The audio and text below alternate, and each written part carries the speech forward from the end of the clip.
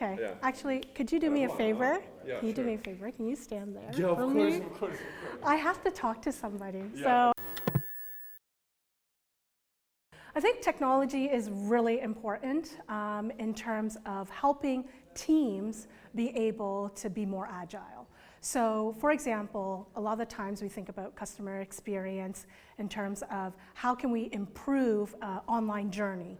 And when we look at a problem, sometimes it's actually hard to imagine how to actually deploy that in a short period of time and deploy it in the right way. So using rapid prototyping tools, for example, allows you to actually quickly prototype something, put it into the market, get an audience to actually test that out, and then deploy it. Once you get that feedback, that allows you to actually be more productive. So technology, in a way, is more about giving your teams agility and helping you solve the problems quicker.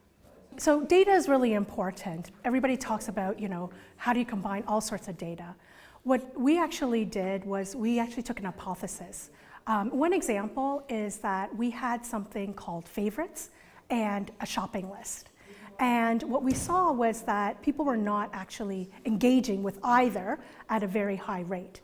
So what we said was, well, maybe people don't understand it. Is it a functionality problem? Do we need to change that? So what we did was we set up a hypothesis and we actually designed against it. So we made several prototypes around, favorites and shopping lists, and we actually went into our audience and asked them. And what we found was really interesting was that what we thought was the same functionality, people would use the same way, like using favorites the same as a shopping list, they actually didn't, even though the technology that drove it was actually the same. So by learning that and by doing this type of research, we actually adjusted our favorites to shopping lists and being very clear around how to use a shopping list versus the functionality of favorites. And by doing that, we actually saw people use our shopping list more. So I had the opportunity to actually host one of the roundtables, and it really focused on customer experience and looking at complaints. And in that roundtable, what we learned actually from each other was that people actually had the data, they were getting the reports, but one of the challenges was around prioritization.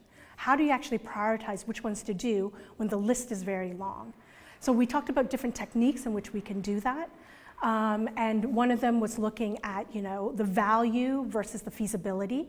That allows you to knock off things really, really quickly to show results.